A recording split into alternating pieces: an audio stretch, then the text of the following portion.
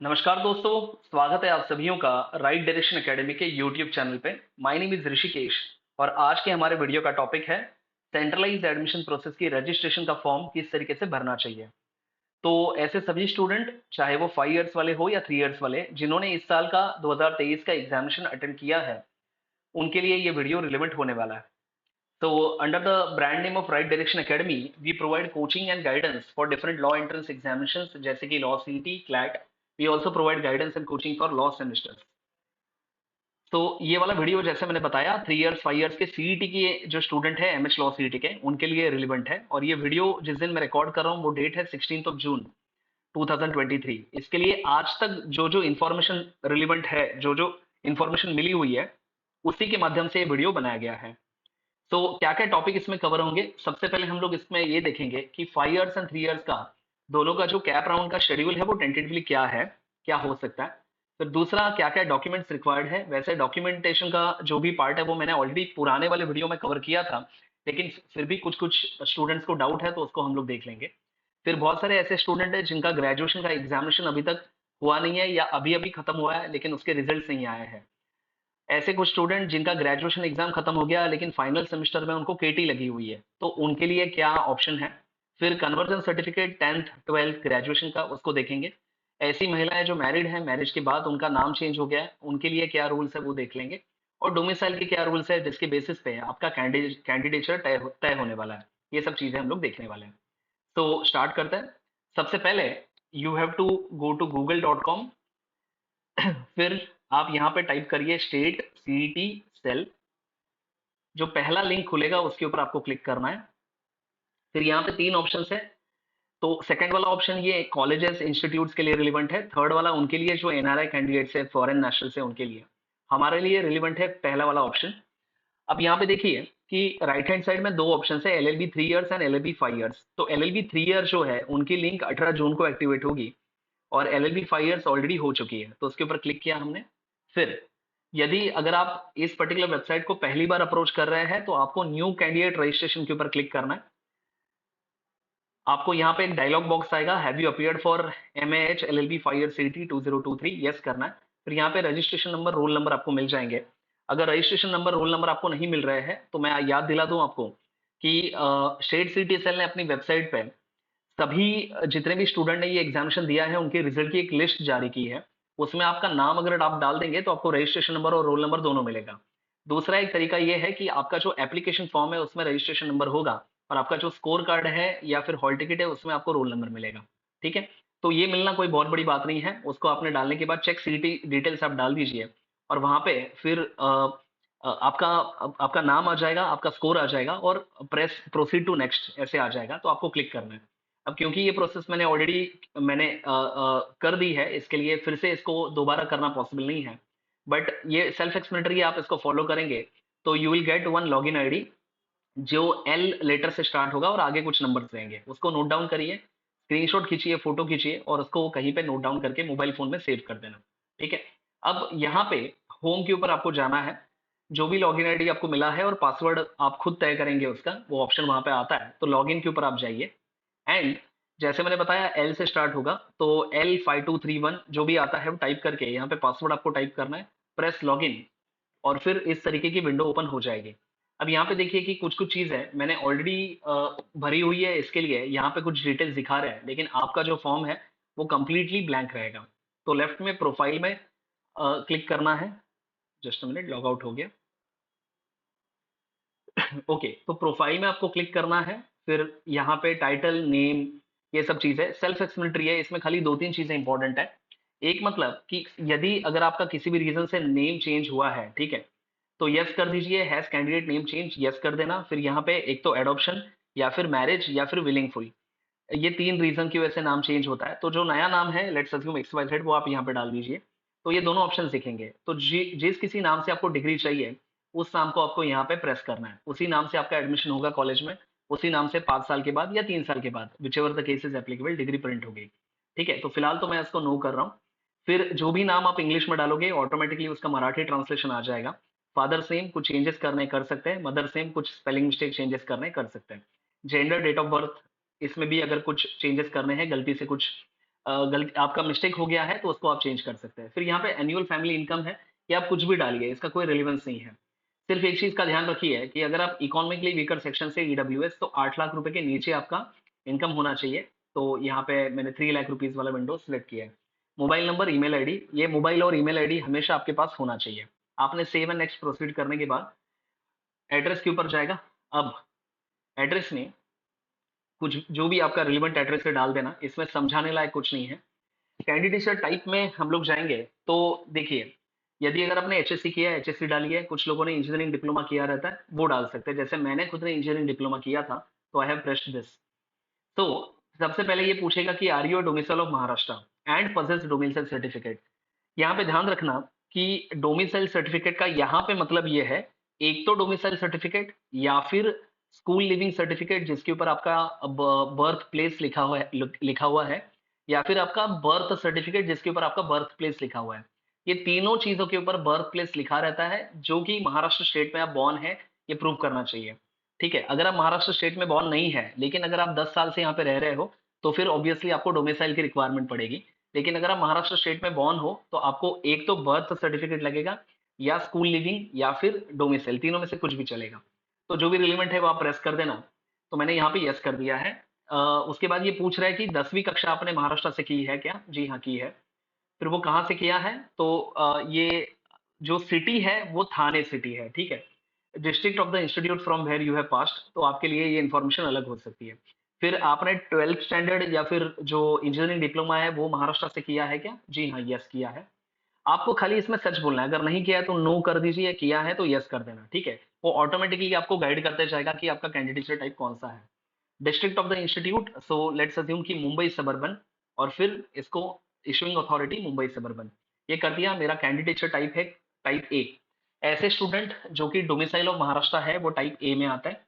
ऐसे स्टूडेंट जो खुद महाराष्ट्र डोमिसाइल नहीं है, लेकिन उनके मदर या फादर दोनों में से कोई भी एक महाराष्ट्र डोमिसाइल है, तो वो टाइप बी में आएंगे। फिर टाइप सी में सेंट्रल गवर्नमेंट के जो एम्प्लॉई है उनके बच्चे। टाइप डी में स्टेट गवर्नमेंट के एम्प्लॉई, उनके स्टूडेंट, उनके बच्चे या वार्ड्स। और फाइनली टाइप ई है, तो ऐसे करते मतलब ओएमएस है। तो ऐसे करते करते type A B C D E ऐसे अलग अलग कैंडिडेट्स टाइप है। फिर ओएमएस है। अपार्ट फ्रॉम दैट इसमें कुछ जम्मू कश्मीर के जो कैंडिडेट्स हैं उनके लिए भी कुछ कोटा है। एंड फाइनली दोज पीपल वो belong to the disputed border of Maharashtra and Karnataka, Belgaum वाला, उनके लिए भी कुछ कुछ प्रोविजंस है। तो वो आप देख लेना। फिर आपको सेव एंड नेक्स्ट करने के बाद लेफ्ट हैंड साइड में कैटेगरी एंड माइनॉरिटी के ऊपर जाएंगे। ऑर्फन अगर कोई है, माता पिता नहीं है अनफॉर्चुनेटली, तो फिर आप उसको यस करिए, अदरवाइज नो।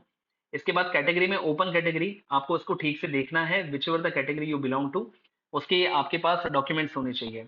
अगर आप कास्ट में आते हैं तो आपके पास caste certificate, caste validity certificate, and in case of OBC और SBC non creamy certificate, non creamy layer, ये भी होना चाहिए। ओपन ईडब्ल्यूएस के लिए सिर्फ एक ही सर्टिफिकेट आता है, ओपन कैटेगरी के लिए कोई सर्टिफिकेट की जरूरत नहीं है। कास्ट टाइम कुछ भी डालिए, ब्राह्मण, ठाकुर वगैरह वगैरह, यहाँ पे मैं एक्स वाई जेड डाल रहा हूँ। ठीक है। Do you belong to minority community या माइनॉरिटी कैटेगरी, यस करेंगे तो एक तो लिंग्विस्टिक माइनॉरिटी आएगा। अगर आपकी मातृभाषा गुजराती, हिंदी, कन्नड़ा, मलयालम, पंजाबी, सिंधी, तमिल, उर्दू है तो आप उसको सिलेक्ट करना। यहाँ पे गुजराती, हिंदी, कन्नड़ा एंड सिंधी, ये जिनकी मातृभाषा है उनको कुछ बेनिफिट मिल सकता है, क्योंकि मुंबई में ये तमाम जो लैंग्वेजेस का नाम मैंने लिया, उन लैंग्वेजेस के लिए कुछ कॉलेजेस रिजर्व्ड है। तो जिस किसी कॉलेज में माइनॉरिटी का रिजर्वेशन होगा, उस कॉलेज की टोटल सीटों में से 50% सीटें उसी कम्युनिटी को मिलेंगी। 50%, 50। ठीक है। और बाकी जो 50% है वो सबके लिए ओपन रहेगी। तो जो लॉजिक लिंग्विस्टिक माइनॉरिटी के साथ सच है, वही लॉजिक रिलीजियस माइनॉरिटी के साथ भी सच है। बट अगेन, मुंबई में मुस्लिम, क्रिश्चियन एंड बुद्धिस्ट, ये तीन ही कम्युनिटीज के लिए कॉलेजेस है। तो इफेक्टिवली आपको जो बेनिफिट मिलेगा वो ये तीन ही रिलीजियस माइनॉरिटीज में मिलेगा।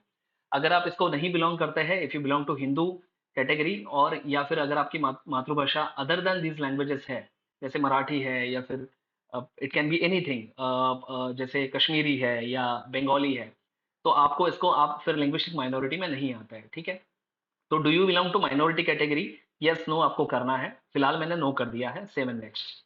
इसके बाद सोशल रिजर्वेशंस में सोशल रिजर्वेशन में are you a person with disability, yes no करना है। यस करोगे तो आपको डिसेबिलिटी की अलग अलग जो टाइप है उसी में से डिसेबिलिटी होनी चाहिए। And you will also have to produce that certificate of the medical practitioner. ठीक है। तो फिलहाल मैं नो कर रहा हूँ।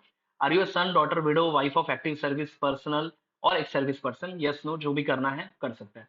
फिर क्वालिफिकेशन में आपको फंडामेंटली 10th स्टैंडर्ड का क्वालिफिकेशन डालना है। तो ये विंडो कुछ इस तरीके से दिखती है, जहाँ पे बोर्ड सिलेक्ट करना है, बोर्ड का नाम सिलेक्ट करना है, आपको खाली कितने मार्क मिले हैं, कितने में से वो डालना है, ठीक है। परसेंटेज वो ऑटोमेटिकली कैलकुलेट करेगा। सीट नंबर डालना है, पासिंग का ईयर डालना है, जिस किसी ईयर में आपको आपका रिजल्ट लगा था वो डाल दीजिए, मंथ और ईयर। यहाँ पे थोड़ा सा ऊपर नीचे हुआ, गलती हुई तो भी चलेगा।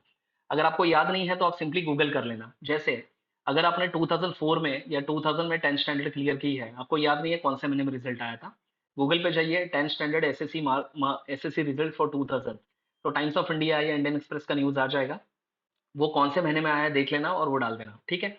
तो जो लॉजिक 10 के साथ है वही लॉजिक 12 के साथ भी है। यहाँ पे अब देखिए कि आपको जो मार्क मिले हैं, कितने में से कितने उतने ही डालने हैं, और आपका परसेंटेज ये 45% के ऊपर आना चाहिए। अगर आप ओपन कैटेगरी से हो, ओबीसी में हो तो 42, एससी एसटी के लिए 4040। अगर ये क्राइटेरिया फुलफिल नहीं करते हो तो यू आर नॉट एलिजिबल, ठीक है।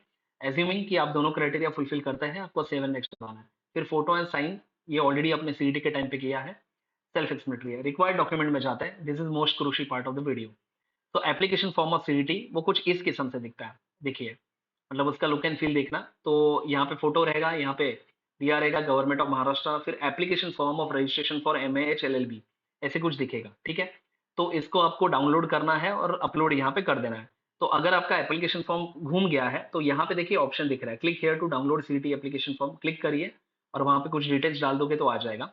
सिमिलरली आपका जो स्कोर कार्ड है, अगर वो भी नहीं मिल रहा है तो यहाँ पे क्लिक करिए, click here to download score card, आ जाएगा, ठीक है। स्कोर कार्ड डाल दिया। फिर मोस्ट क्रूशियल, एक तो देखिए क्या पूछ रहा है पॉइंट नंबर 3 में, बर्थ सर्टिफिकेट या फिर स्कूल लिविंग सर्टिफिकेट या फिर community nativity and date of birth certificate, okay, indicating that the place of birth is in the state of Maharashtra. City matter नहीं करता है, डिस्ट्रिक्ट मैटर नहीं करता है, what matters is a state of Maharashtra, ठीक है। तो आपको उसको अपलोड करना है। सही डॉक्यूमेंट की है कि नहीं, तो अपलोड के लिए यहाँ पे आएगा। अब क्योंकि मैंने सब चीजें अपलोड की है, इसके लिए विंडो दिख नहीं रहा है, बट सही डॉक्यूमेंट अपलोड की है कि नहीं ये चेक करने के लिए यहाँ पे क्लिक करिए और यहाँ पे आपको दिखेगा, ठीक है। इफ इट इज करेक्ट ठीक है, अगर नहीं है तो आप डिलीट कर सकते हैं। Statement of marks for SSC HSC self explanatory है, 7 नेक्स्ट कर दीजिए। फिर आपको एप्लीकेशन फी पे जाना है, मेरे ख्याल से कुछ 1000 फीस शायद होगी। यहाँ पे क्लिक करिए, कंफर्म एप्लीकेशन फॉर्म पे जाइए एंड देन आप कंफर्म दबा देंगे तो you won't be able to make any changes. वैसे कहने के लिए वो लोग कहते हैं कि चेंजेस नहीं होंगे, लेकिन वहां पे अगर आप फॉर्म को अनलॉक कर देते हैं तो चेंजेस हो सकते हैं, ठीक है। अब देखिए इस फॉर्म में आगे की भी एक प्रोसेस होती है जिसको हम लोग ऑप्शन फॉर्म कहते हैं, लेकिन अभी तक वो option form state city cell ने एक्टिवेट नहीं किए हैं। एंड क्योंकि वो ऑप्शन फॉर्म एक्टिवेटेड नहीं है, इसके लिए कॉलेजेस के नाम को सिलेक्ट करना और उसकी प्रायोरिटी लगाना ये अभी मुमकिन नहीं है, बट ये हो जाएगा, ठीक है। तो basically this is how you are suppose to fill the form. अब ये वीडियो अभी तक कंप्लीटली कवर नहीं हुआ है, इसमें कुछ कुछ चीजें मुझे अभी भी आपको बतानी है। अब देखिए कि कैंडिडेचर के जो टाइप है, ये इतने सारे टाइप्स यहाँ पे दिए गए हैं। जैसे type A, please wait.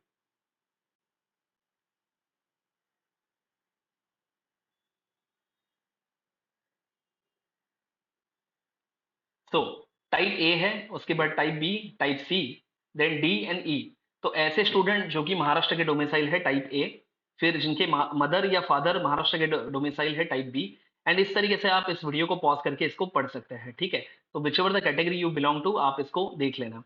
Similarly मैंने जैसे बताया ऑल इंडिया कैंडिडेचर भी होता है, उसको ओएमएस हम लोग कहते हैं, other than Maharashtra state. And then minority candidature होता है, जो एनआरआई है उनके लिए सीईटी देने की रिक्वायरमेंट नहीं होती है। ओसीआई एंड पीआईओ आपके लिए रिलेवेंट नहीं है। जम्मू कश्मीर के माइग्रेंट कैंडिडेट्स, उनके लिए ये वाला ऑप्शन रहेगा। And finally there are some people who are from the Belgaum district, मतलब कर्नाटका और महाराष्ट्र की जो डिस्प्यूटेड बॉर्डर है उसके ऊपर से। तो ये हमने कैंडिडेचर वाला चीज देख लिया। अब इसका जो शेड्यूल है वो थोड़ा सा समझ लेते हैं कि शेड्यूल किस तरीके से इसका दिया गया है, ठीक है। Please hold on.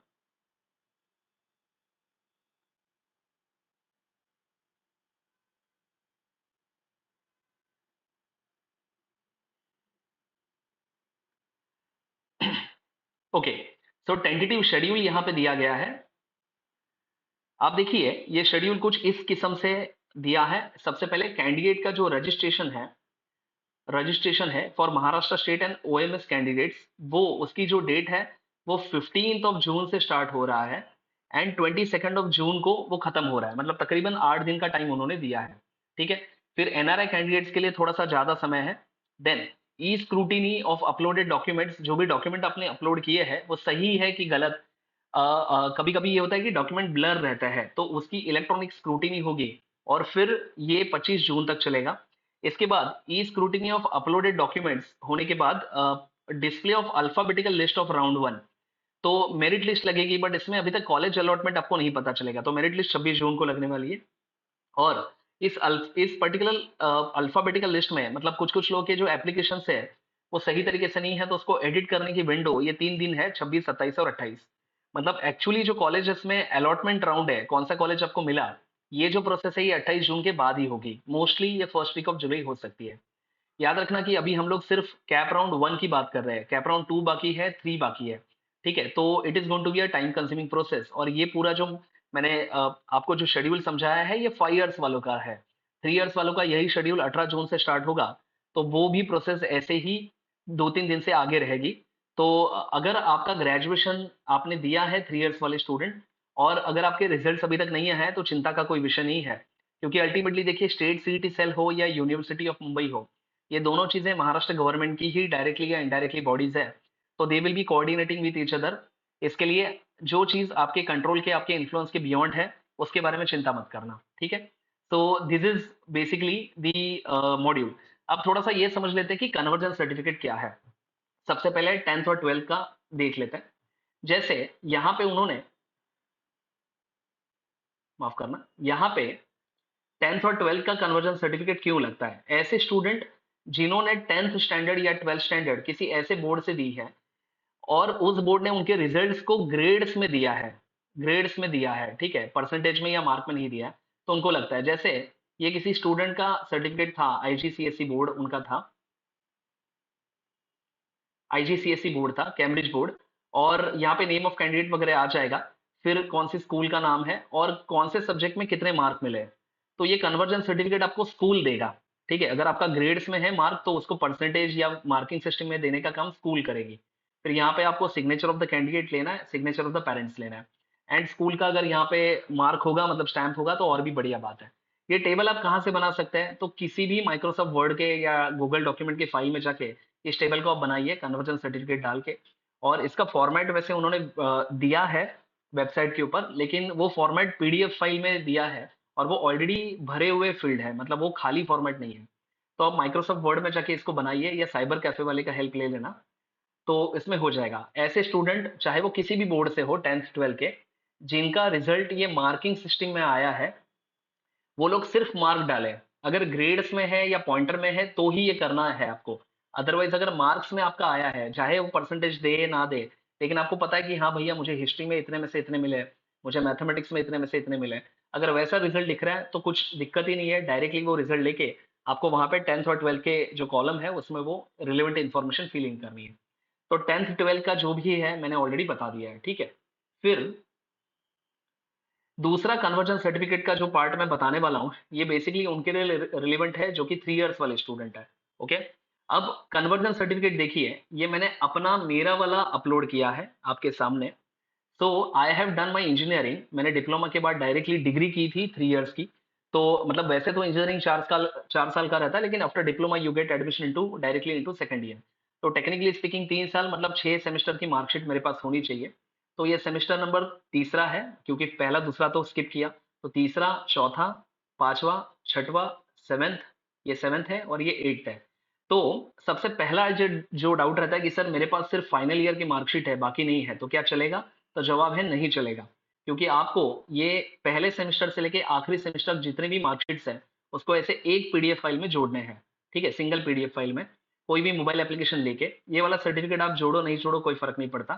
फिर यहाँ पे कन्वर्जन सर्टिफिकेट आपको अपलोड करना है। ठीक है, जहाँ पे आपने लिखा आपका नाम, आपकी डिग्री का नाम, कॉलेजेस का नाम वगैरह वगैरह। फिर यहाँ पे देखिए मार्क्स कितने मिले हैं कितने में से, ये आपको डालना है। अब ये फॉर्मेलिटी क्यों जरूरी है?